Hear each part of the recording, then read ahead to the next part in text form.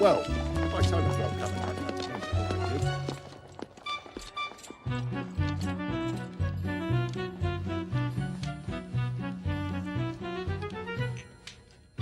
Surely you won't part with this, Holmes. Ah, yes. A present from the reigning family of Holland some years ago. I have no further use for it. You may give it to the poor.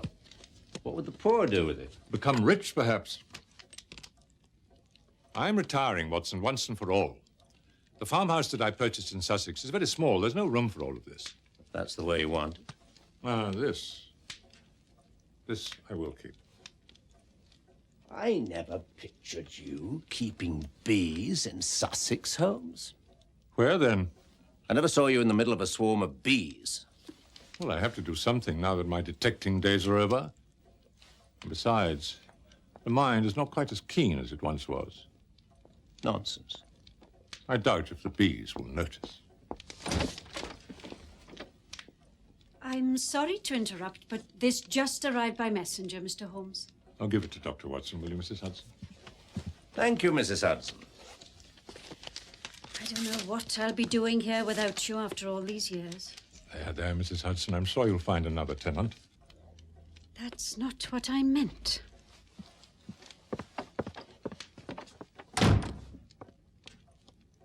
Holmes, it seems your presence is requested at Windsor Castle by His Majesty. Well, what on earth could King Edward want with me? Some honey, perhaps?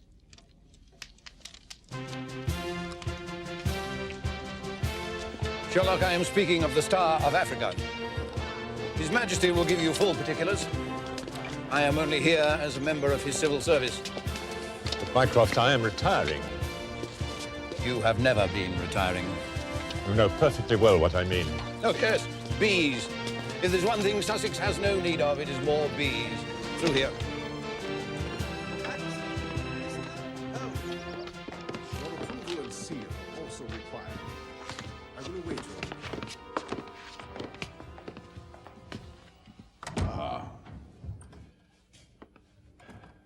Mr. Holmes, we are so glad that you are here. It is an honor, Your Majesty. May I present my brother, Sherlock? I'm honored, sir. We are proud to tell you that in the next honors list, you may expect to see your name. Sir, I undertake the task for the task's own sake. I require no recompense beyond that. I must respectfully decline the honor. I wish to retire in anonymity to a quiet country life. Oh, yes, bees. Well, the bees can wait. We have need of your services. Now, the African Cape Colony is about to ship its largest, most perfectly shaped diamond, the Star of Africa, to England as a gift to the Crown. But your brother tells us he has reason to believe there might be trouble when Britain tries to remove the stone from the country. A pagan tribe, the Matabele, think of themselves as guardians of the stone and look upon the diamond as their own. They owned it at one time or another, I believe. At any rate, His Majesty would like you to go to Cape Town and supervise the stone's transfer and transport. Your Majesty might do better sending a company of the Grenadier Guards. Oh, they're there already. Well, your brother's come up with an ingenious plan. Lord Milner will turn over the stone to you for your inspection. You will then turn it over to the Grenadiers. But in reality, you will hand them a perfect replica of the stone which Lord Milner will have supplied to you. No one but you and Milner will have any knowledge of the ruse, so that if any thieves, whether they be Matabele or just plain scoundrels, attempt to steal the diamond, they will go after the imitation.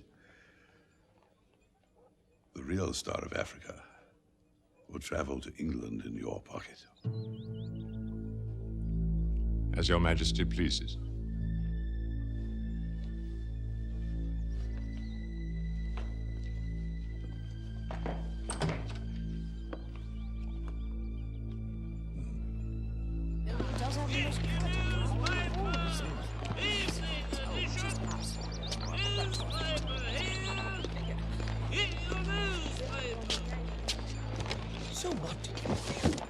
Well, I saw the bloke coming out the window, I did.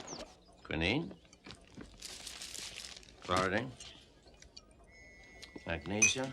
Aspirin. Passports. Holmes, we must hurry. Upon my word, Watson, you're worse than a wife. Now then, have a wonderful voyage, both of you. There's some sandwiches for the train. Thank you, Mrs. Hudson. What are you waiting for, Watson? We must go. What shall I do with all this accumulation? Oh, give it away, Holmes. Keep it until I return.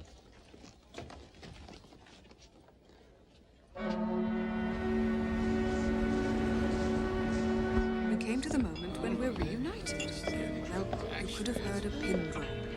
He kissed me. And an old dear in the front row said, "Oh," so loudly, that I couldn't say my next line for laughing so much. Henry had to come. I mustn't monopolize you. Off you go to your lovely ladies. Excuse me, madam. You look so familiar. I thought perhaps we might have mutual friends. I haven't heard that one for a long time. Oh, you don't think that I... Please be assured. It's quite all right. Sometimes people honestly do mistake me for an acquaintance. You see, I have been upon the stage. Oh. Would I have seen you in something? No, probably not. I'm sure you're a very busy man. The lady is overly modest. Watson, you have the honor of addressing Lady de Bath, known to the world as... Lillie Langtry. My goodness. I saw you in Mademoiselle Mars and in She Stoops to Conquer. You were wonderful. What a pleasure. Oh, and forgive me. I'm Dr. John Watson, and this is... Mr. Sherlock Holmes. On your way to the Dark Continent to save a damsel in distress? If I were, I could only hope that she were 1/10 as beautiful as yourself.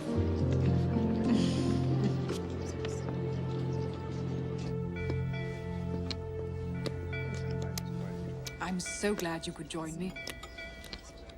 I was quite surprised to receive your note. Pleasantly surprised, I may add. Well, I'm delighted. I desperately wanted to get you here. Well, so you have.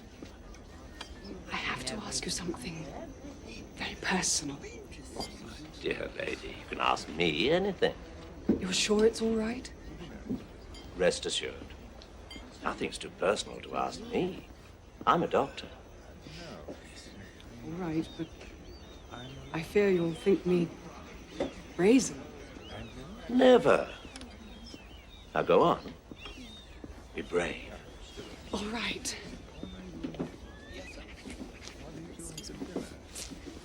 Do you think Mr. Sherlock Holmes finds me attractive?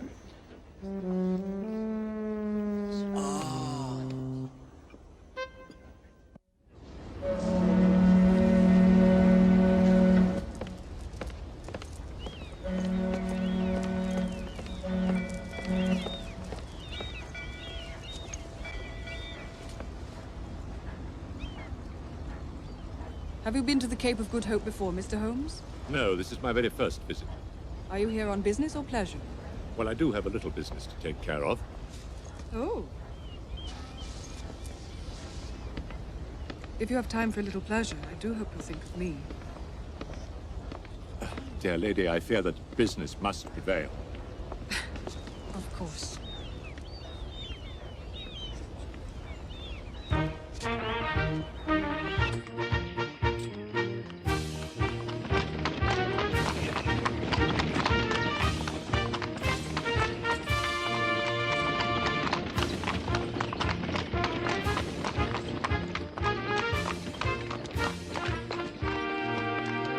Mr. Holmes, Dr. Watson, I'm Milner, Governor General. Welcome, my friend, to the Cape of Good Hope colony. A pleasure, Lord Nowell. How do you do, sir? This way, gentlemen. Company! Present! Arms!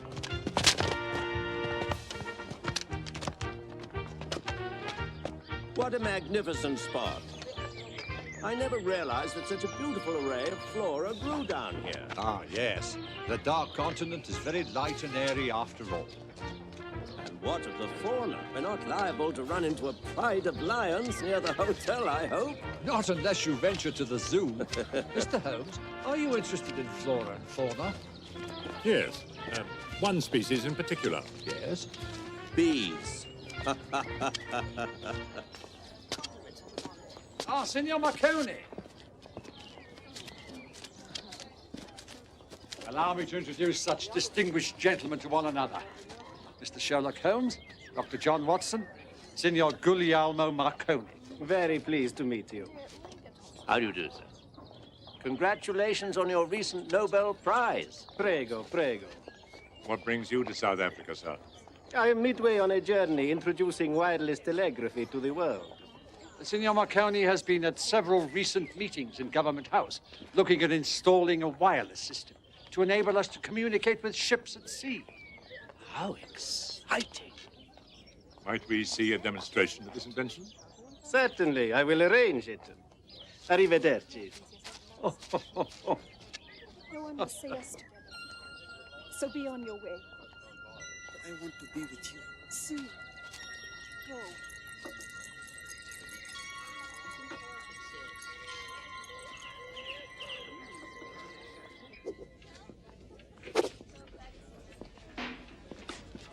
Sherlock Holmes. Dr. Watson. A distinct honor. I'm Stanley Bullard, under-manager of the Cape Castle Hotel at your service. I've read of all your exploits with great admiration. You're very kind. Dr. Watson, you have such a knack for capturing the atmosphere of the adventures. Oh, thank you. But in the recently published Adventure of Wisteria Lodge, I did notice a slight discrepancy. Discrepancy? Slight. You state the adventure took place in 1892. Yes. But you've earlier stated that Mr. Holmes disappeared without a trace at Reichenbach Falls in 1891, not to be seen again for 3 years. Yes. Well, there are some facts that I'm not at liberty to reveal. So I have to disguise them. Ah. Thank you. I hope you enjoy your stay. Intelligent fellow, that. Well informed, too. A bit uppity, if you ask me.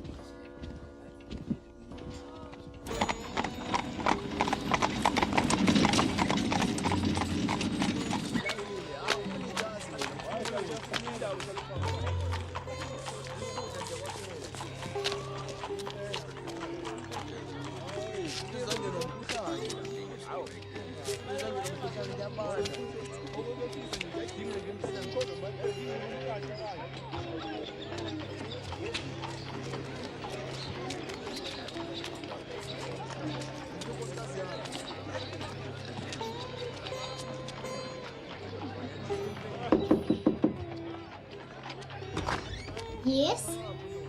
Is this the house of Ramdullah? Yes, he's my grandfather. I'm Uma. Hello, Uma. Is your grandfather home? I'll see. May I help you? Ramdullah. That is I. I am told you're the best locksmith in the Cape Colony. You've been told correctly. A man of great talent and discretion. I pride myself on both. Then pray tell, why do you live in such poverty? Forgive me. I'm sorry if I offended you. I meant no harm. See, I am here to make you a rich man with, say,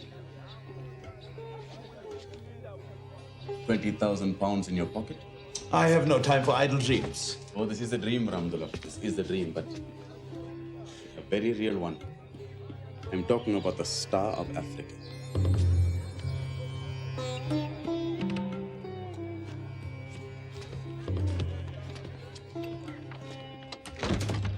It's amazingly fine. If it were not for the slight distortion running through the right quadrant, I would not know it was an imitation. Distortion? What distortion? Look for yourself. I can make out no distortion. There. Well, let us hope that any would-be thieves would not observe it. Now, take a look at this.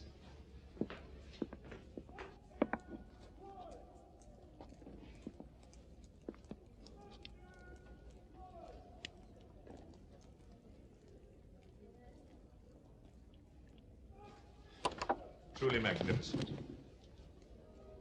So, I go to the safe to get the stone, give it to you to examine.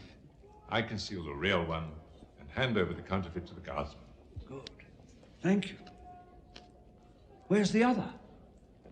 The other? Oh, the other one.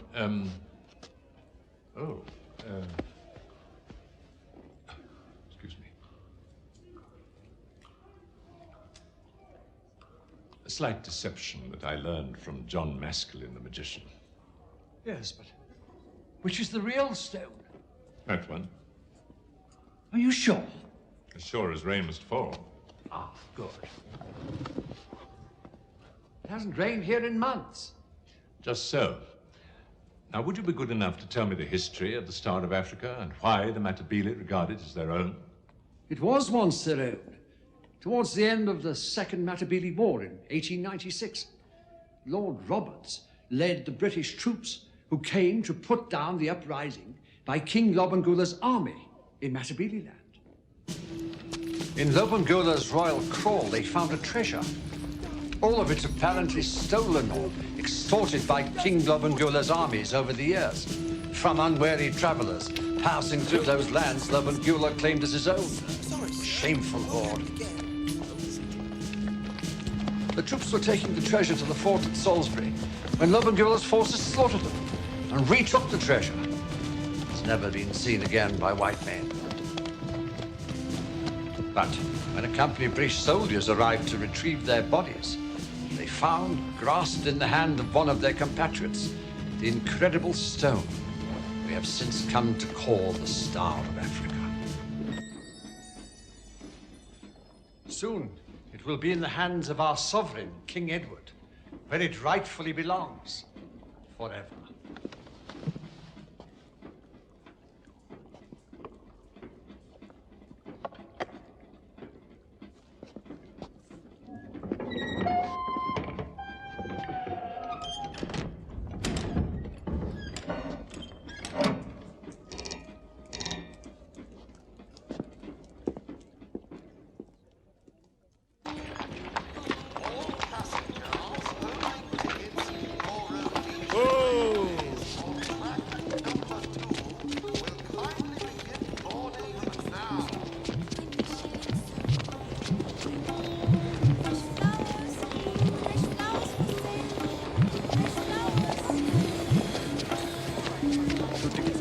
Falls, please. Attention! All inbound trains connecting with Rhodesian Railways and destined for points north are now on schedule. That's £10, sir. Please begin boarding on track number 2 at this time.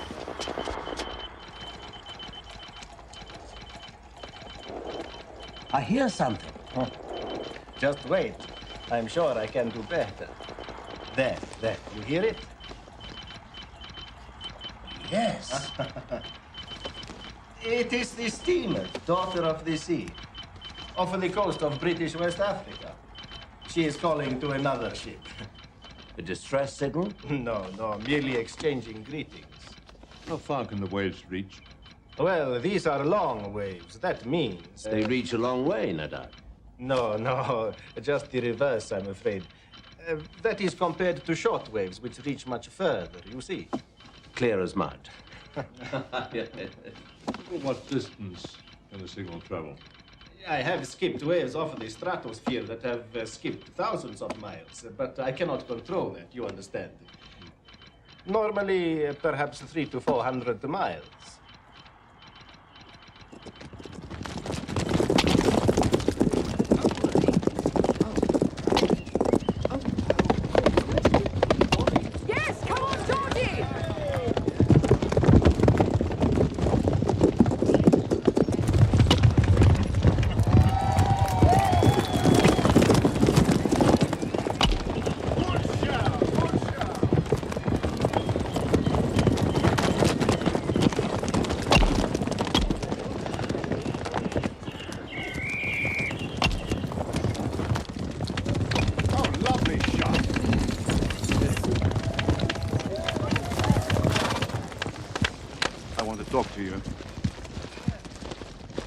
If you must.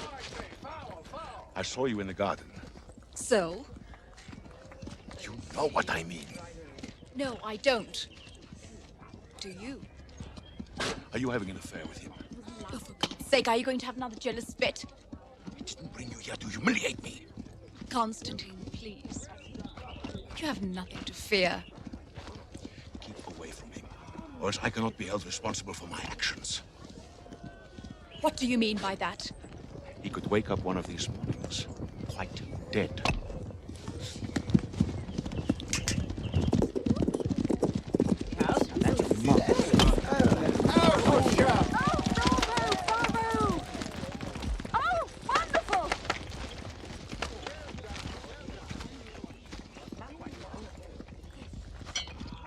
Good gracious. I didn't mean you to serve me, Mr. Bullard. I'm delighted to do so, Lady de Bath. Actually, I never expected to have such an honor. It also allows me the opportunity to spend a moment alone with you. Oh, thank you so much. Allow me to serve. And join me. Certainly not. I would never be allowed to join a hotel guest for tea. It wouldn't be proper. And especially not with a lady. I remain your humble servant.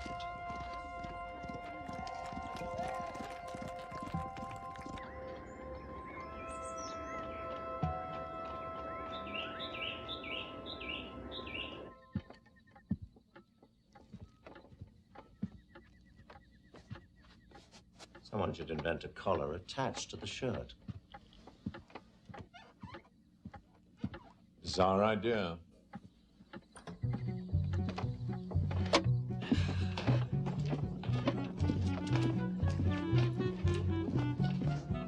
Oh my goodness, it really is you.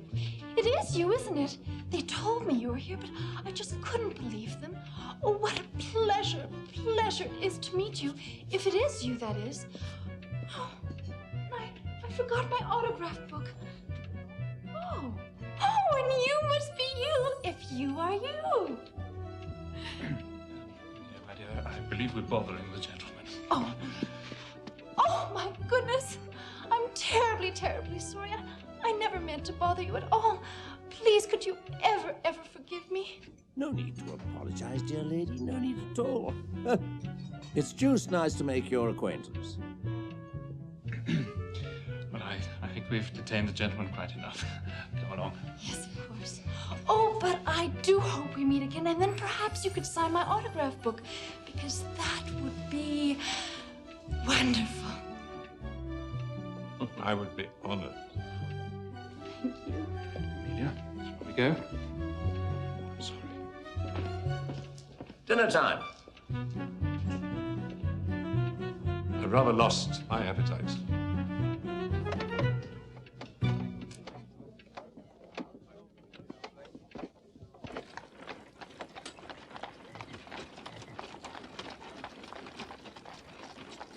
I cannot stand another minute with him. He's a fat pig. It'll not be long now, and you'll never have to see him ever again. He threatened me. He threatened to kill you. Well,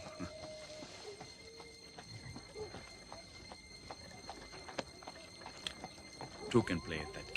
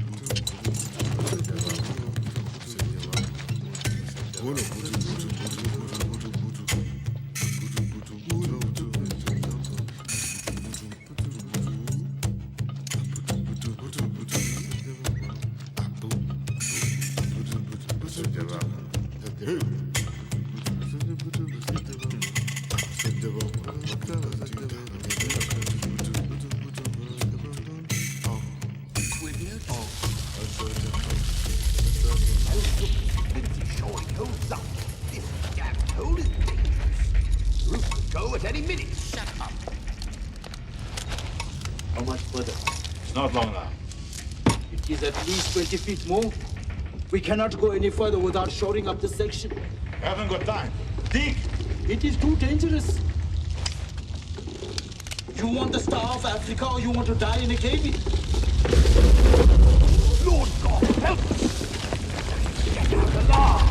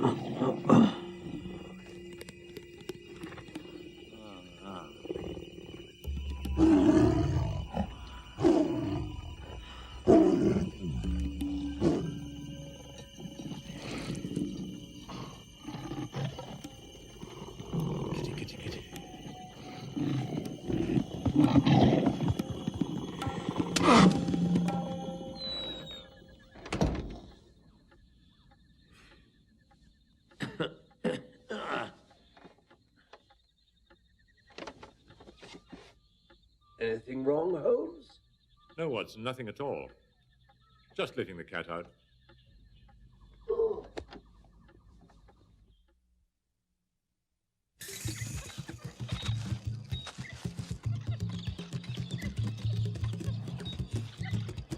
We've hit it.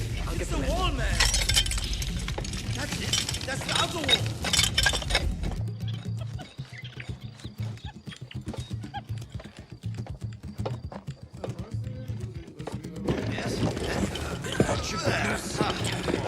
Got it? The other one. Keep moving, that's it.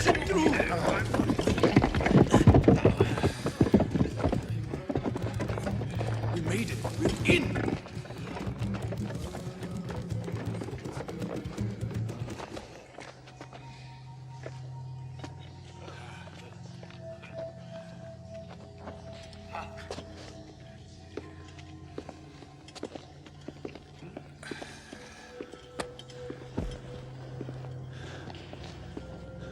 Just one moment.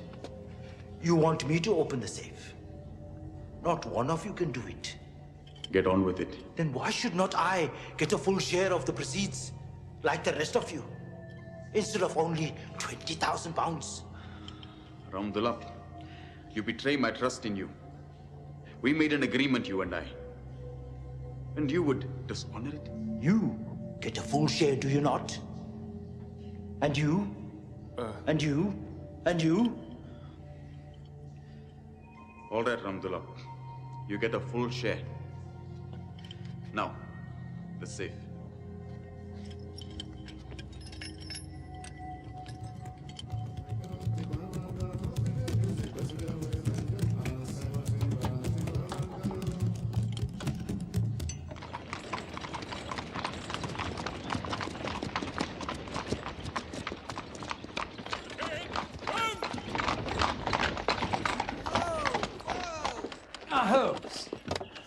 Dr. Watson, this is Superintendent Henry Van Meer, Cape Town Police. How do you do?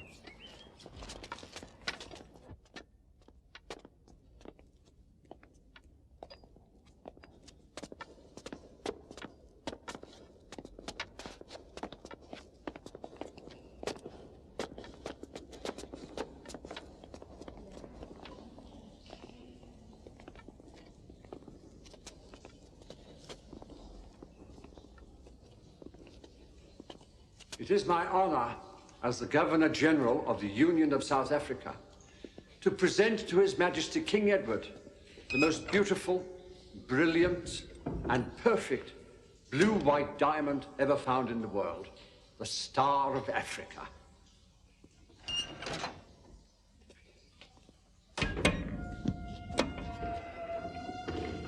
Good heavens. I'll take care of it. I'm a doctor.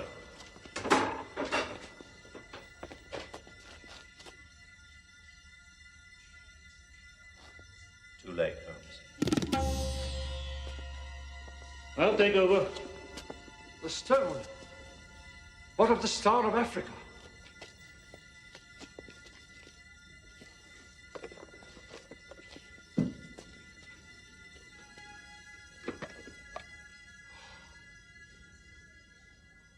My God, the jewel is gone. Seal the door. No one is to leave the room. Are you saying that one of us did this? It is possible. The poor fellow was dead and the diamond gone when we entered the vault. That proves nothing. An Indian. Low caste. Perhaps Harijan, the sweeper. I can't believe it. It's not possible. But with the hands of a craftsman.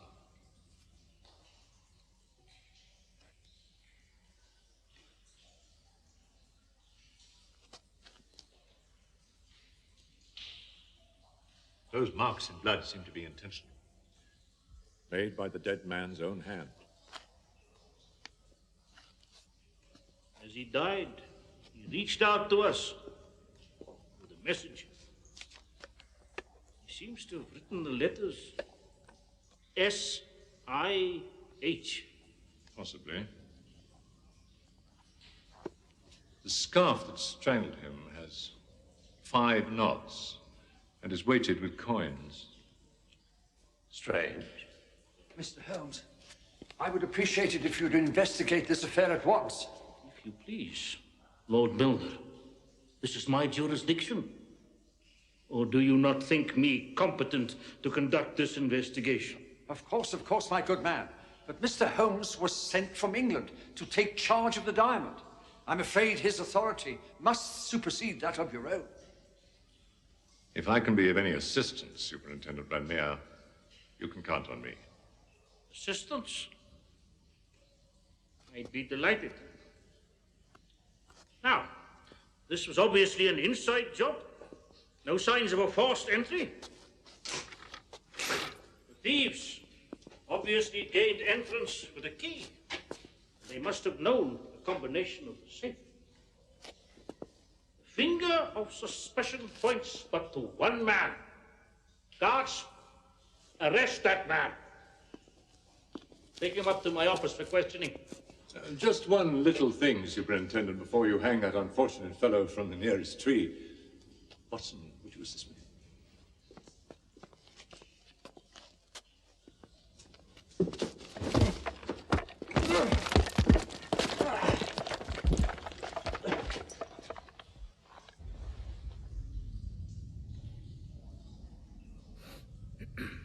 No forced entry, Superintendent?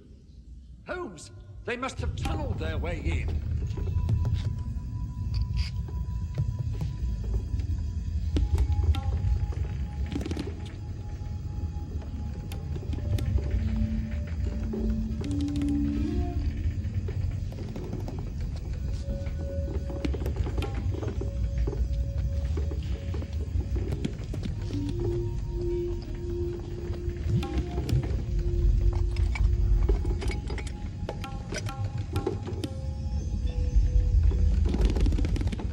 Hand me the lantern. What are you hoping to identify there? Earthworms? Fragmentary print made by the toe of a boot.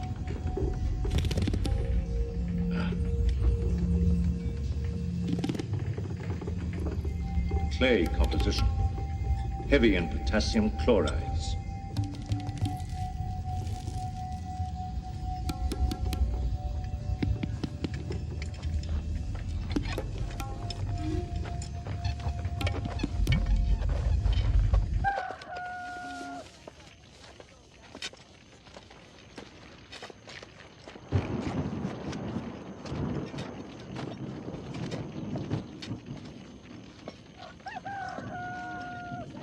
Perhaps we should speak with the owner of this property. Not necessary. He knows nothing of this. Can you be sure of that? I'm quite certain, Mr. Holmes. I would like to speak with him in any case. The owner of this property, sir, is I.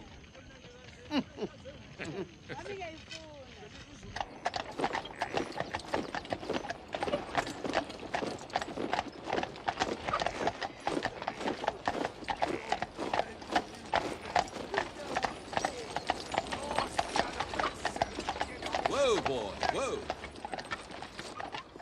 Van Meer, have you identified the body? Nope. But wouldn't you make that a priority? Not necessary. We have the killer. He can identify it. This is the murderer. Identified by the victim himself. Tell it all, Hillary. There's nothing to tell, sir. As I explained to this gentleman at some length. Nothing indeed. This is Samuel Hillary, a clerk in the tax collector's department. He works in Government House, and he has a key to the vault. I don't know the combination of the inner safe, sir. So you say. And he cannot account for his whereabouts on the night in question. That's not true, sir. I was at the pub, like I said. A barmaid does not remember you. Well, I'm just not very memorable, sir. He is known to owe money to certain disreputable gamblers and the coup de grace. The victim scrawled Samuel Hillary's initials in his own blood as he lay dying on the floor of the vault. Most interesting data. Hillary, what is your middle name? Aloysius, sir. You can prove that, I suppose. Oh, yes? It's on my baptismal certificate. My school records, my church register, and my government identification. Take it away. Surely the initials that we read in the safe were S-I-H. They were hard to identify. You said so yourself. I have a copy here. Does that look to you like S-A-H? Does not look much like an A, I grant you. But it could have been an unintentional scrawl by the dying man. And the first letter most certainly is an S, and the last letter an H. And Samuel Hillary's initials are S-H. And do you know anyone else with those initials who had access to the vault prior to the discovery of the body? No. I have gone over the entire records of all the people who work at Government House. Not one other. Ah, but there is one person with those initials who was in the vault with the safe open the day before and who held the Star of Africa in his hand. Someone who, without any knowledge of the tunnel to your farm, could have made a duplicate of Lord Milner's key, could have got into the vault, opened the safe, killed his companion, stolen the stone, and gone merrily on his way. And here is the coup de grace. That person's initials are S-H. Where is this villain? I will arrest him at once. I await your handcuffs.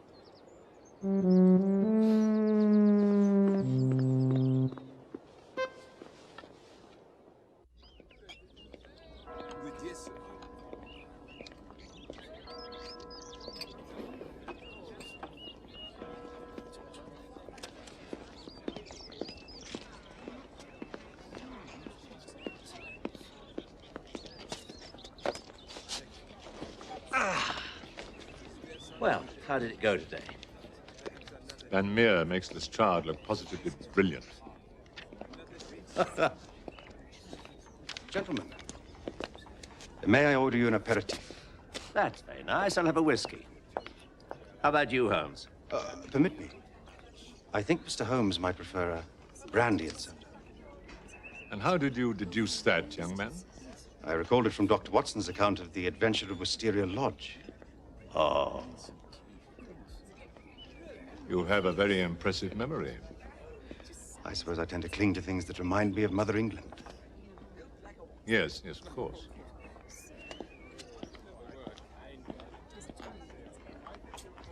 I prowled around on my own today and found a carriage and horses, tethered and ready, parked outside the back door of the hotel each night in case of emergency.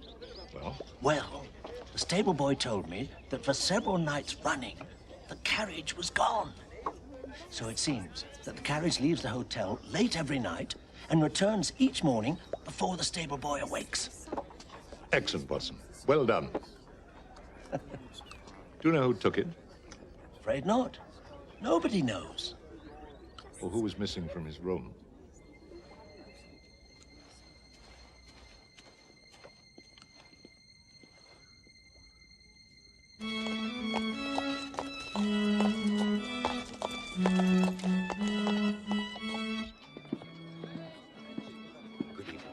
How do you do?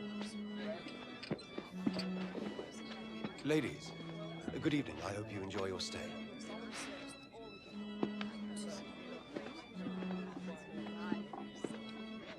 Mr. Holmes, is there something I can do for you?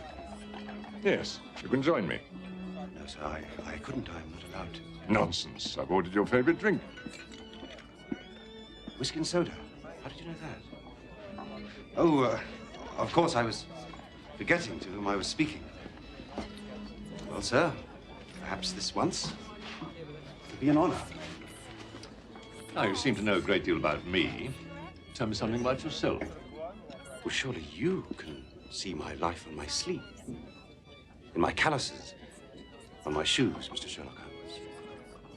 Perhaps a thread of information. With your permission, of course. Oh, I would be honored. Your father, who came from a high-born family, was a struggling merchant with a business in Yorkshire. Incredible. You refused to join the army, as was expected of you, and so you became an actor. But an actor's life was too precarious for you, and so you joined the Merchant Marine, came to South Africa, and fought against the Boers. Mr. Holmes, you are every bit as amazing as legend has it. Yorkshire it was. The business was fish, actually. My older brother did indeed inherit. Actor. Yes. That says it well. And you've been here more than 10 years. 15. I spent some time prospecting for gold, and a short stretch as an engineer before the war. Later, I took on this less hazardous and rigorous way of life at the Cape Castle. Does that tell you everything that you wish to know? Oh, yes, and more.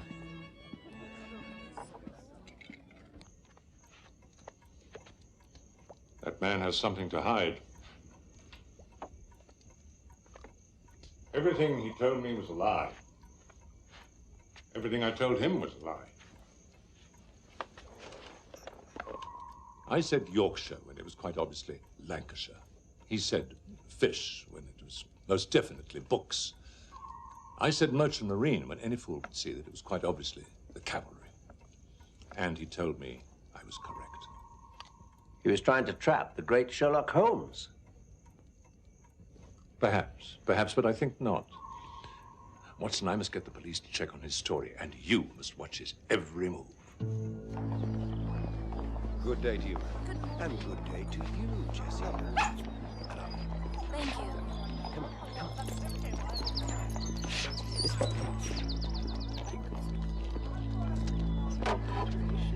There you are. Yes. Yes. Lovely.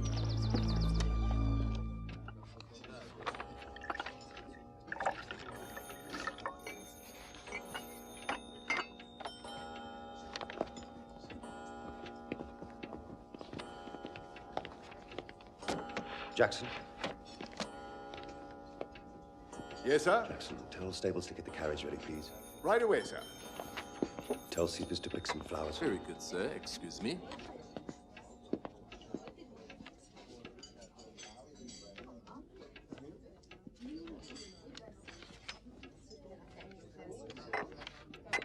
Good day. My wife and I certainly have enjoyed our stay here. So pleased to hear. The bill, please. So, to be checking out. This is it.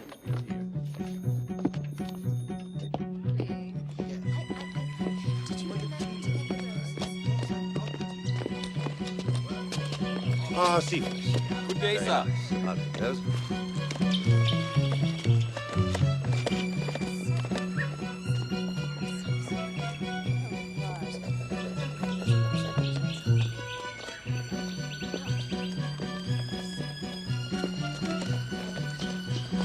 Dr. Watson. Ah, Good day to you, sir. clement weather for the time of day. Yes, yes.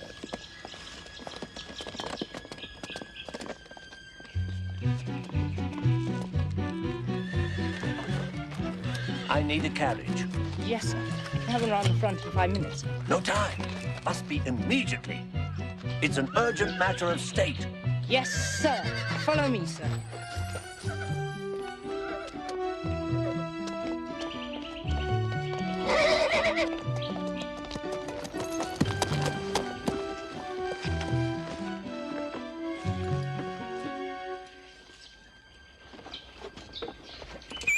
Have a good ride. Thank you. Off you go. Come on. Follow that carriage. Stay well behind. And don't let him see us.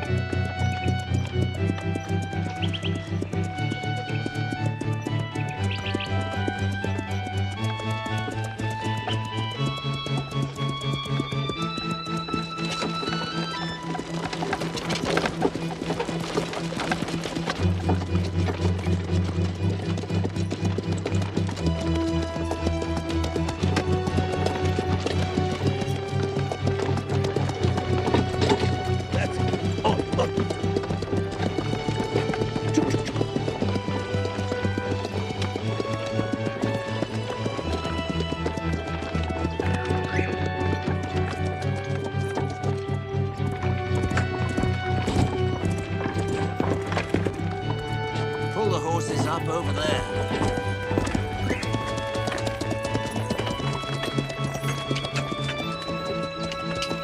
Stop here.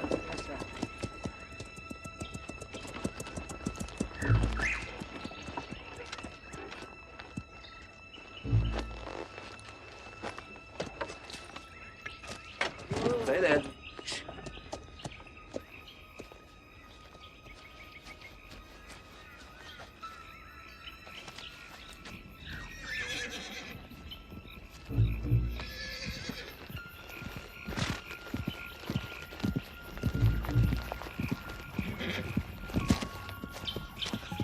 You look radiant, my dear.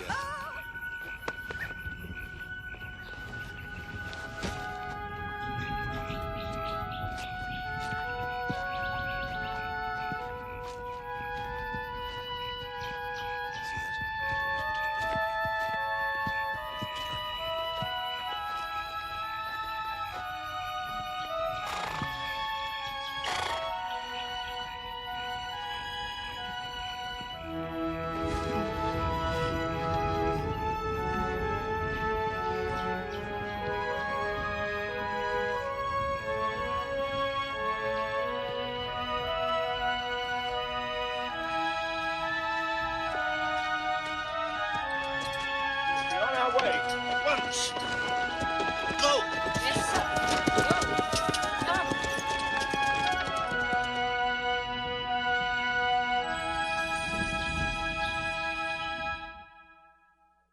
Right, very well, sir.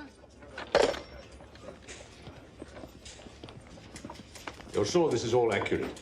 Absolutely, sir. And you haven't spoken to Superintendent Van Meer about it? Sir, as you said. Good. Thank you.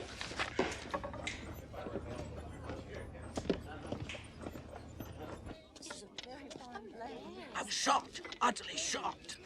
They didn't see you. No, they were far too preoccupied to notice anything. No doubt. What of your inquiries? My suspicions were well-founded, Watson. It seems the local police have absolutely no record of the existence of Stanley Bullard prior to his service at the hotel. And I'm beginning to think I just might know his identity. Stop this bickering! Leave Chandra Sen. And as for you... And what might that be? What was that? And who might Bullard be? I have formulated a plan to find out.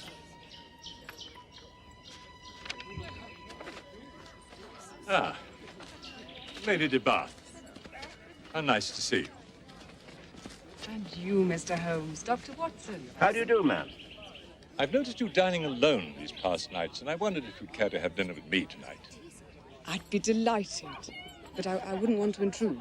It would be no intrusion at all. Certainly not, especially in light of the fact that Dr. Watson already has a previous engagement to dine with Signor Marconi. Eh? Oh.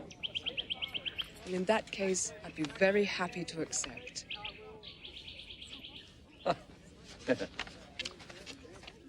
What previous engagement was that? One of which I pray you will give Signor Marconi my regrets.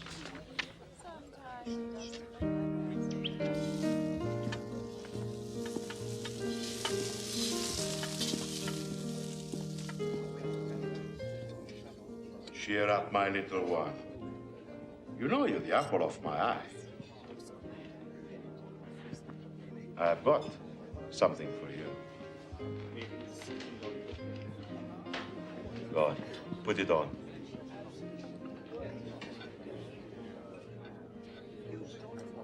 You see how it sparkles just for you? I'm sorry about the things I said. You mean it? I will never say anything unpleasant to you ever again. It's exquisite. Will you marry me? Constantine, I've told you. I cannot marry you or any man. I still mourn for my late husband, the Maharaja. I cannot understand how any man could take his own life while married to a creature as lovely as you. I'm so excited about being here. I can't wait to see the falls. Just imagine our own Niagara here at the dark continent. Thank you. And I'm absolutely starving. I hope they have something that I can eat. Not one of those ostrich eggs or something. Bon appetit. Amelia, must you chatter incessantly? In hundreds of meters. But in dealing with waves less than 1 meter, using the ionosphere, we can obtain equally long ranges using much less power. In addition, these waves have highly directional properties, which can make their use possibly more private. Of course, one will have to make use of thermionic valves, which are hardly perfected, but the potential remains significant. Thermionic. Prune, senor?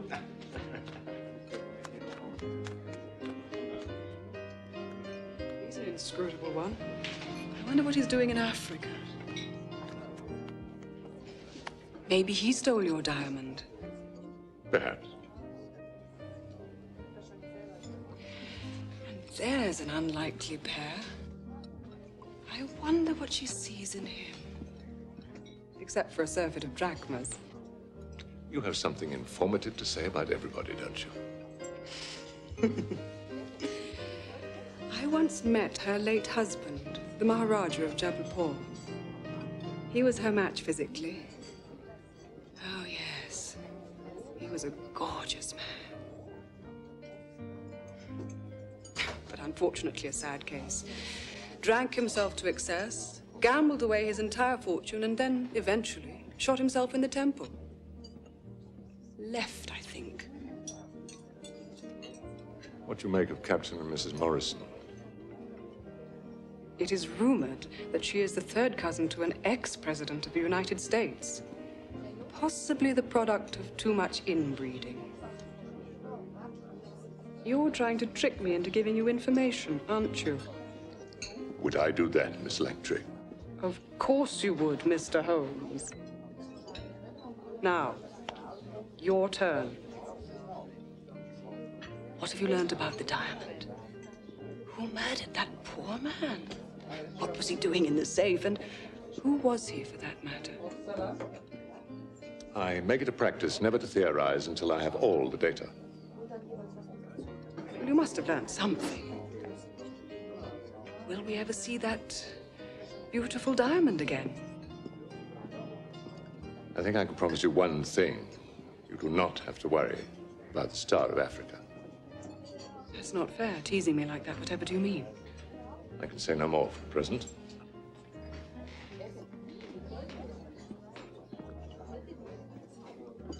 If you're not nice to me, I shall tell Edward on you. And then again, if you are very nice to me, I shall ask him to knight you. So which is it to be? I suppose as a friend of His Majesty, you can trust him. Of course I can. Look in my hand. Oh. Could it be? The government had a false stone made to match the real one. And I was supposed to switch them at the presentation ceremony. Instead, I switched them the day before. Oh, you mean? Indeed, the thieves stole. The imitation? Oh, my God. Promise not to tell a soul. Who would I tell? Precisely.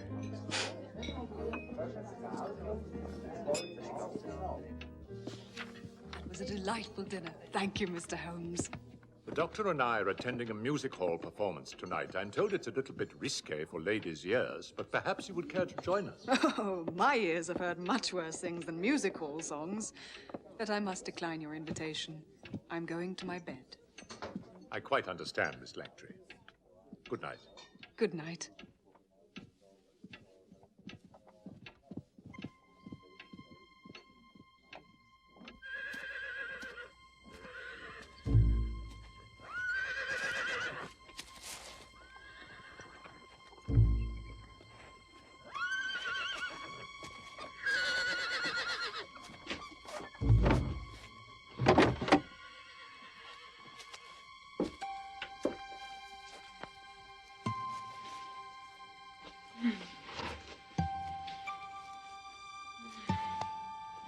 I must tell you of the most extraordinary turn of events.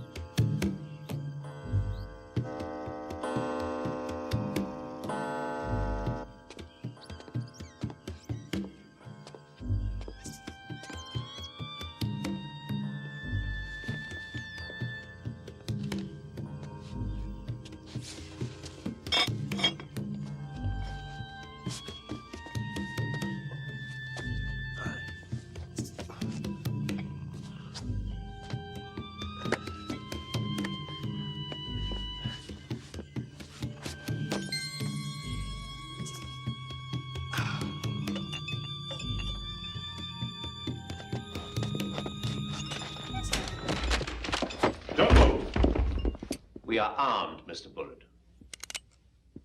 Touché, Mr. Holmes. Watson.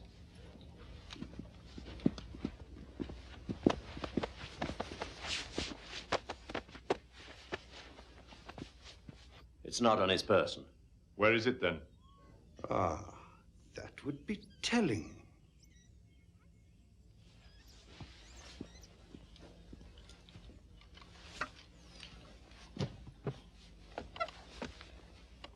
It is still here. With a note.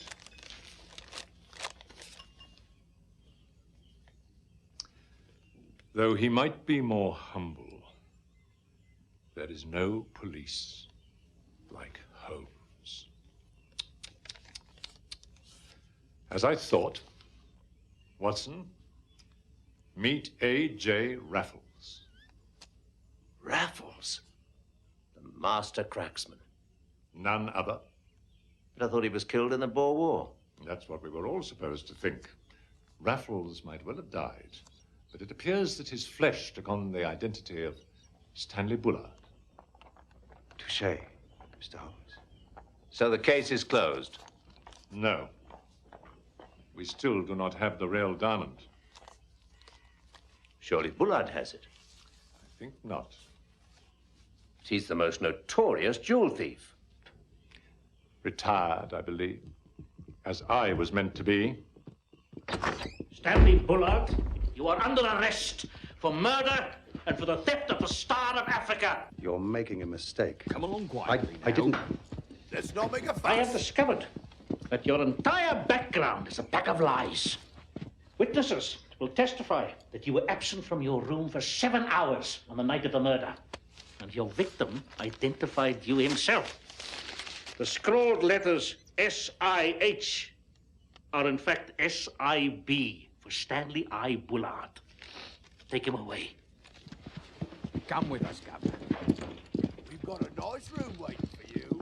And as for you, Mr. Holmes, your services are no longer required.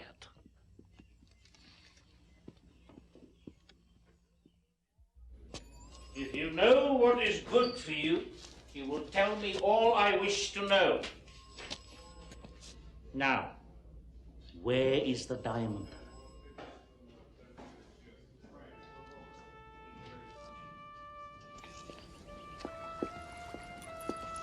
But he was with me on the night in question. He's been with me every night this week. You won't tell anyone, will you? It would mean a scandal. No, of course not. No, I'm being selfish. I must come forward and provide Stanley with an alibi. I will go to the police and tell them everything. Lady DeBarge, listen to me. Going to the police would not help. It would ruin your reputation if you admitted that you were Bullard's mistress. Because he's an under-manager? Not so if he were a king. And furthermore, nobody would believe it if you provided him with an alibi, because you are his mistress. You're quite right. What can I do? Nothing. Nothing at all. Just go on with your trip as if nothing had happened and leave the rest to me. What can you do? I will have to prove that Bullard is innocent. This is not like India. The prices of milk here. I cannot keep up with it. No, you may not see the prisoner. But Sherlock Holmes has given specific instructions. Sherlock Holmes has no authority here.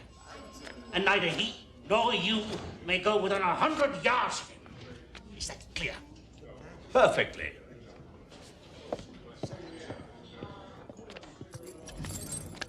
For prisoner Bullard, special food. Order of superintendent.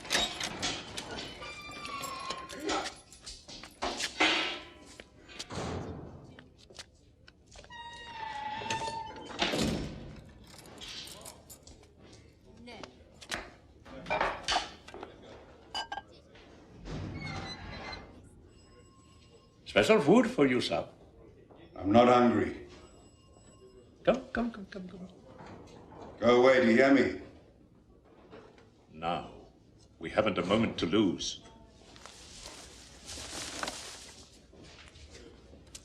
What the devil do you want? To uncover the truth. Now, if I'm going to get you out of here, you've got to help me. Who in the colony has the skill to open the safe at Government House without blowing it to bits? How should I know? I haven't been in the game for years. But surely a man with your background keeps up with these things? Well, what if I do? I'm not going to tell you and get some other innocent person arrested to take my place. I give you my word, I will not give the information to the police. Well, there is one person.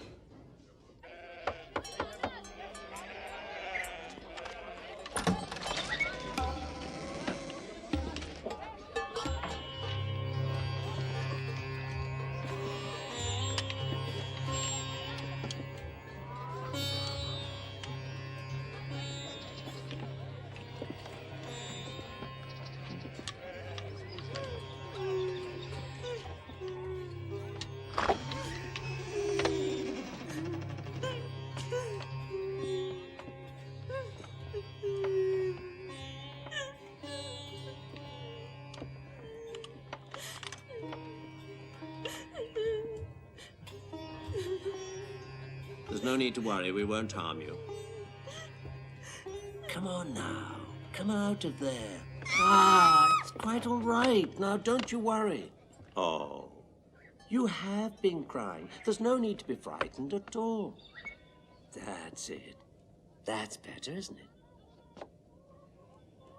Now, my name is Dr. Watson.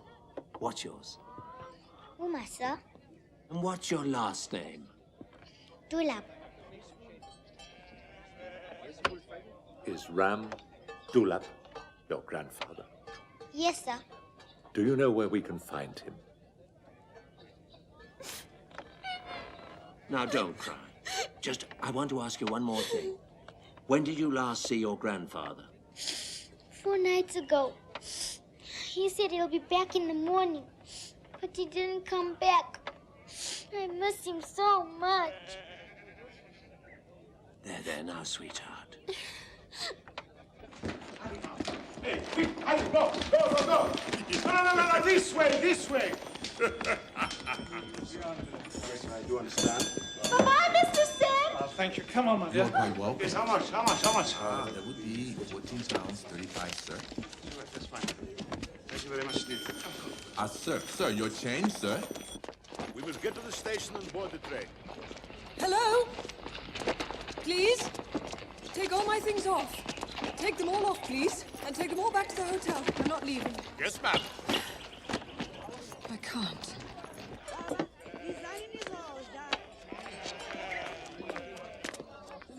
Oma, hello, dearie. Your grandfather back? Her grandfather is not coming back. I was hoping that you would help me try and find her next of kin. She has no kin. Her mother died at childbirth. Her father disappeared. Her grandfather's her only living relative. I'm sorry. Do you think it might be possible for you to take care of her? I suppose so.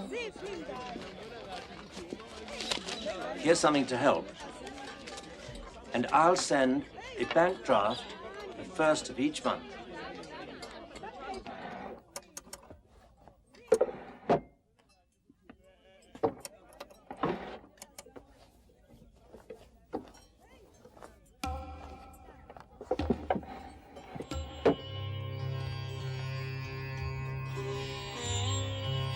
Mr. Holmes and I must be going now. Bye, Dr. Watson. Goodbye, Uma. Be a good girl.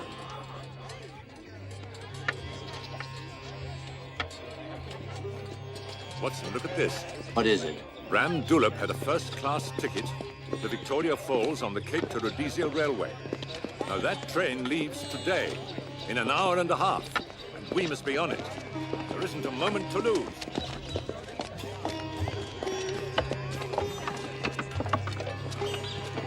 To the hotel, quickly.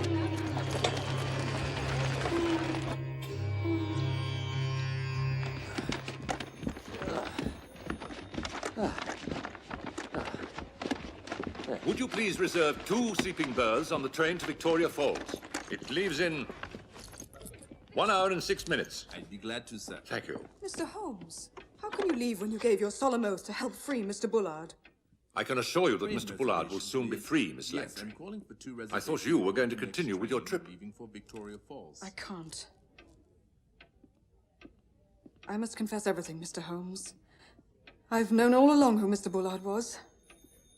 Raffles and I have been friends for many years. He helped me through the difficult time when Edward tired of me. I sent him off to South Africa to get him away from Scotland Yard. And now I've come to be reunited with him, and I couldn't possibly leave him in his hour of need. Oh, I'm sorry to hear that. Mr. Holmes, it's too late. What? The railroad changed the timetable only this week. The train leaves an hour early, in 6 minutes. Oh. Get in, Watson, get in! Where's the driver?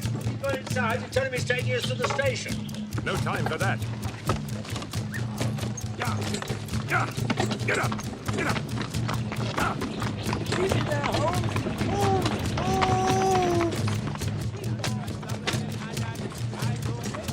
Excuse me, has the train for Victoria Falls left yet? Train left 5 minutes ago.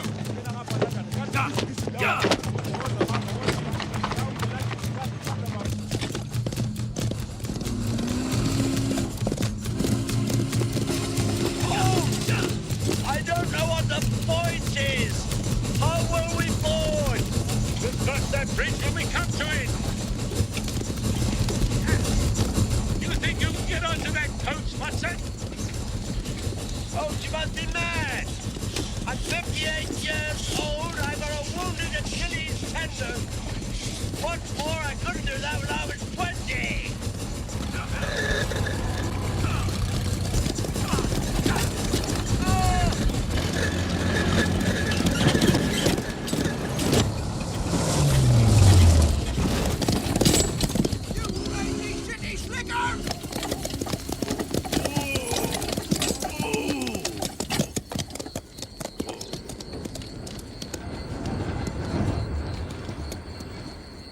We shall have to try another tack, Watson.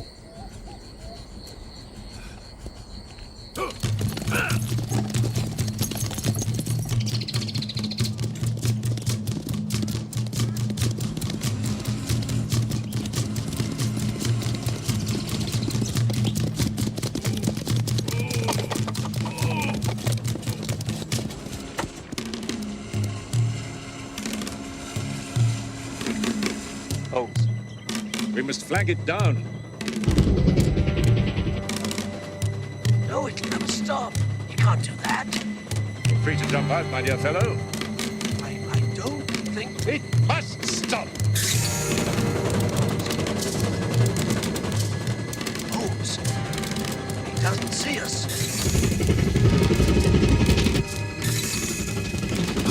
Oh, my God!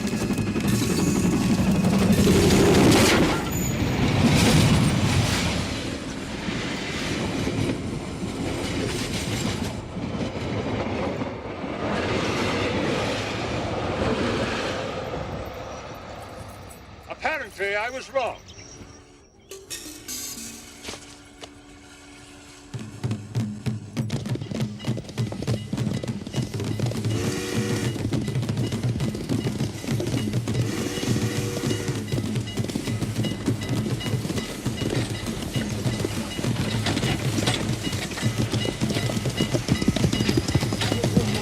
Watson, you get the ticket, I'll take care of the luggage. Right, Hello? Anybody home there? Yeah? What do you want? Please wake up. I'd like a one-way ticket to Victoria Falls. Hurry up, Watson! The train is leaving! Watson, come on! Hurry up! Come on! Make haste, Watson, or you'll be left behind! Holmes! I'm coming! Hurry! Come on!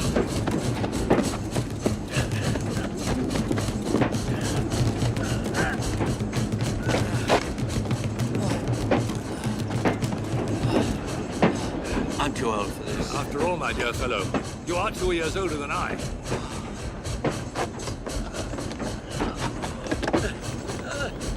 Oh, Holmes, one of these days.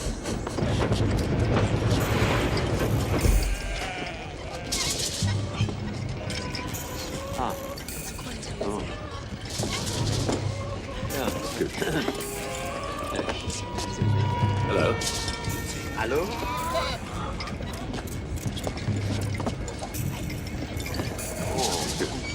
How do you do?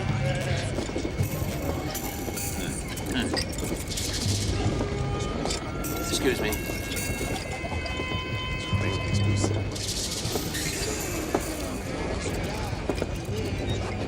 Excuse me.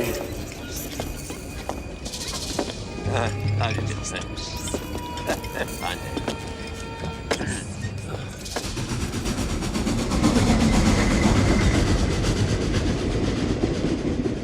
Oh! Ah, that's more like it.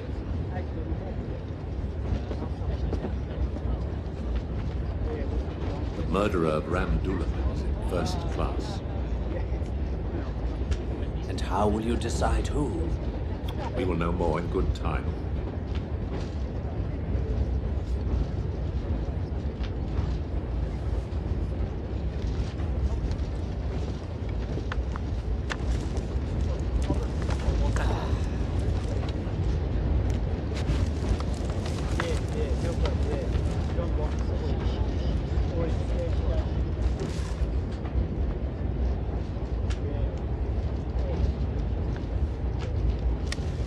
Funny-looking beasts, those zebras. Huh.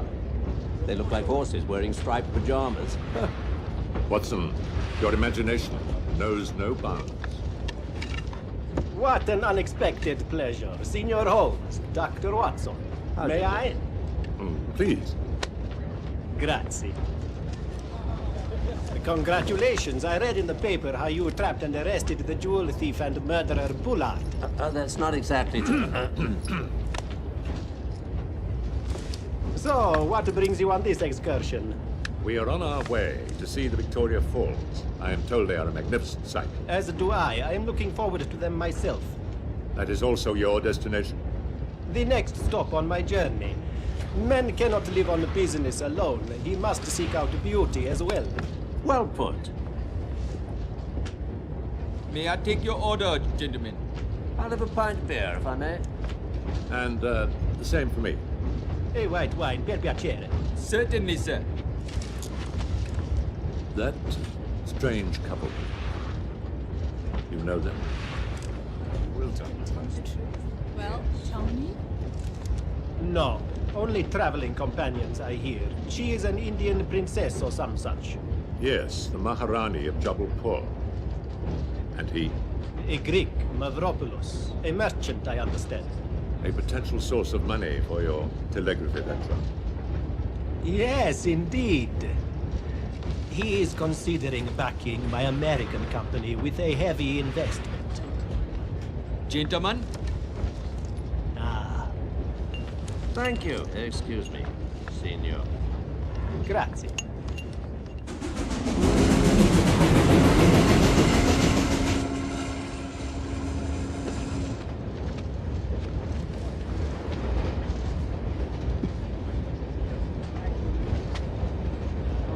Is this seat taken?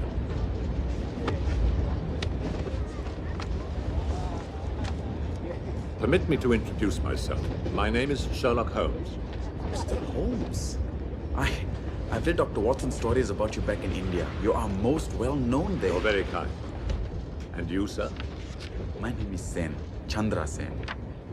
From Bombay, of course. Yes, from Bombay. I sell textiles from there. My customers are the Indians who own shops here in Africa, you know, serving their fellow countrymen. There are many such. Yes, indeed, like the lovely Maharani.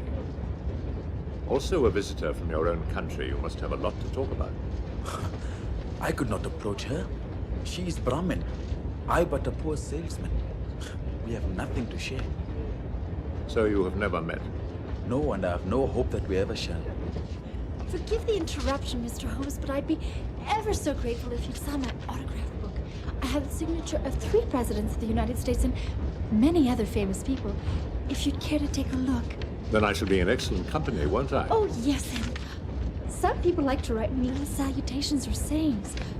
John Philip Sousa wrote me, Papa. Isn't that sweet? Lillie Langtry, she wrote me a quote from Hamlet. Othello. Oh, that's right, love. Tranquil, farewell, the quiet mind, I think it was. Let me look. Farewell, the tranquil mind. Farewell, the tranquil mind, that's right. And, Pablo Picasso drew me a little picture, but I couldn't make it out, so I threw it away.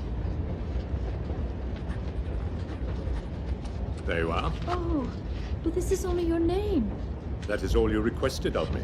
But couldn't you write me something more, like, elementary, my dear Amelia, or something like that? Amelia, my dear, I think you've bothered Mr. Holmes quite enough now. Thank you for the autograph, sir. God protect us from Americans. Now, pray tell me, which one of them killed Dulux and stole Star of Africa? I cannot tell you now, but soon. Mr. Holmes! Mr. Holmes, please, join us for a drink.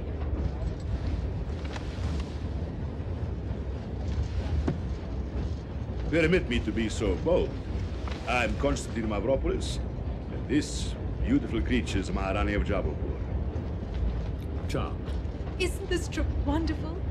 And Constantine has been so sweet to me since my husband died. He has taken me under his wing, looked after my business affairs, and offered me protection.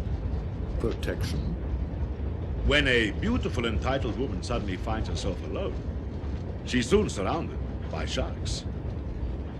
Yes.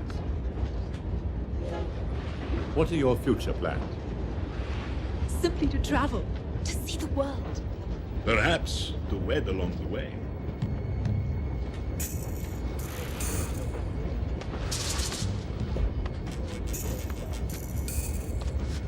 Excuse me.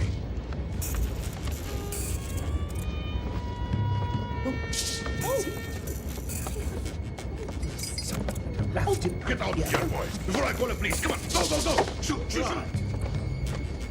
Thank you.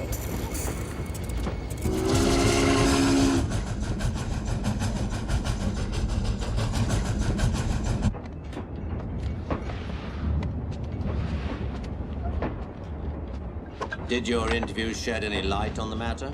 It revealed numerous lies. Chandra Sen denied ever having met the Maharani, although we saw them together with our own 2 eyes. Ah, yes, of course. And Mr. Marconi is expecting a substantial investment from Mr. Mavropoulos. Although back at the hotel, Miss Langtry told me that the latter is virtually penniless.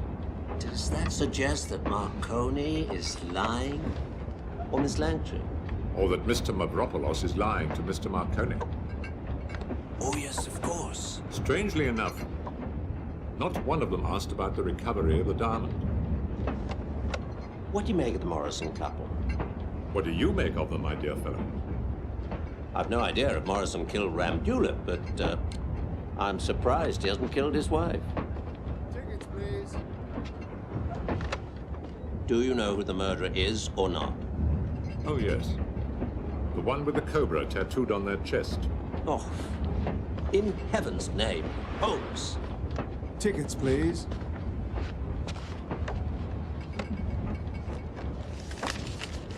We have only one ticket, number 16.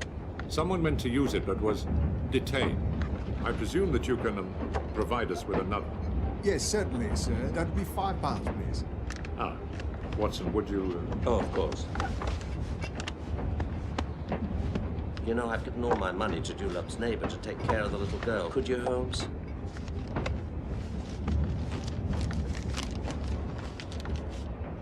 Thank you, sir. Thank you. Number 70. Does that mean that no other tickets were sold since this one, number 16, was brought aboard? Yes, sir. That would be correct. In that case, I would be most interested to know who is holding number 15.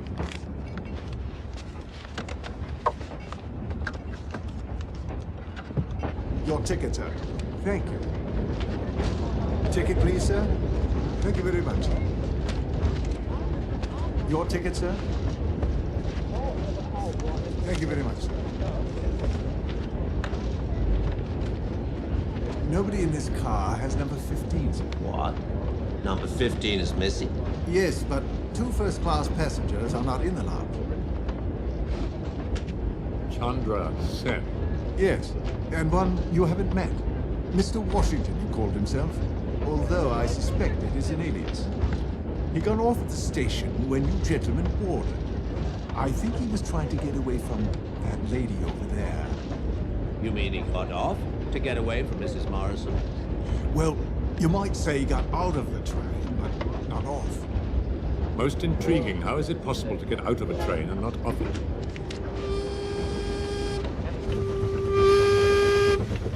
Wonderful, isn't it? Most exhilarating. I was unaware that American presidents traveled in this fashion, Mr. Washington, or should I say, Mr. Roosevelt. You're very good at recognizing people, sir.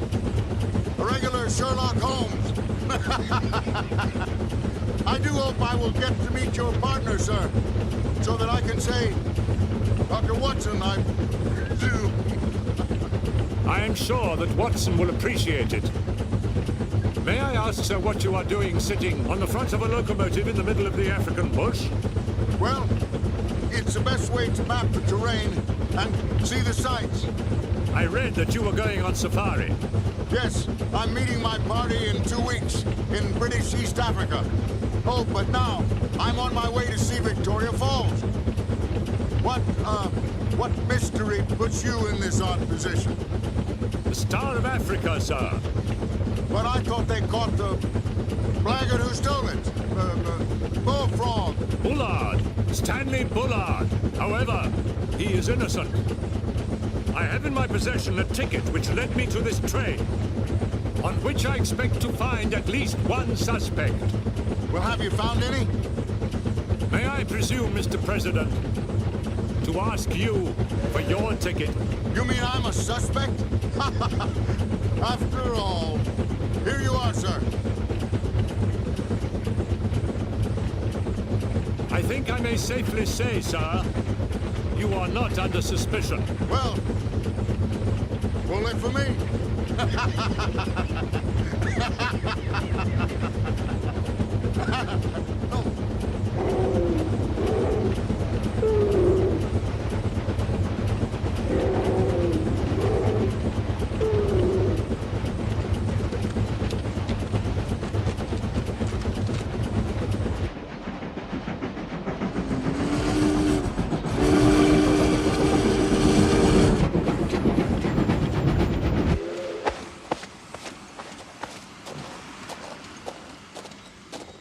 Washington's got ticket number 11.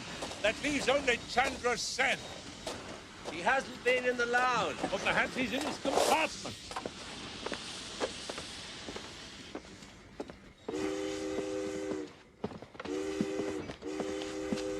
This is the one.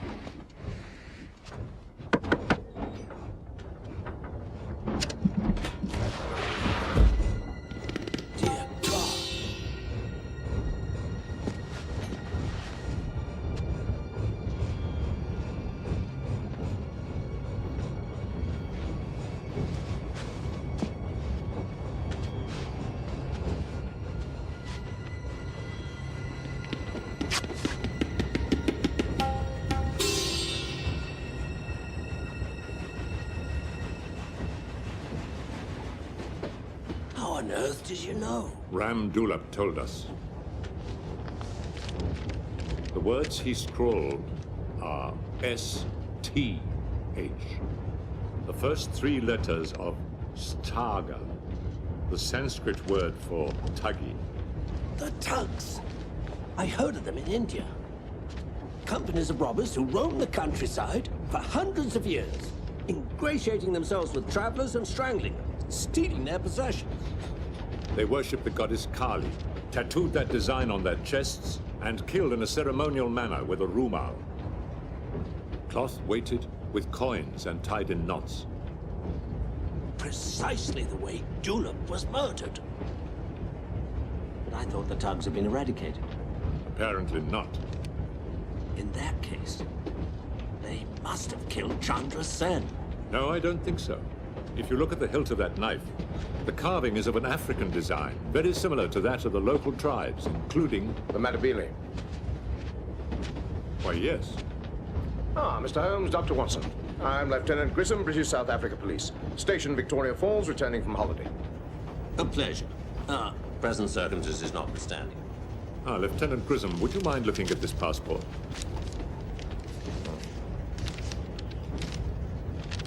Well, I would say it's an excellent forgery. But a forgery, nevertheless. Excellent, no. Forgery, yes. There would appear to be a war going on, then, between these Tugs of whom you spoke and the Matabele. So someone would have us believe.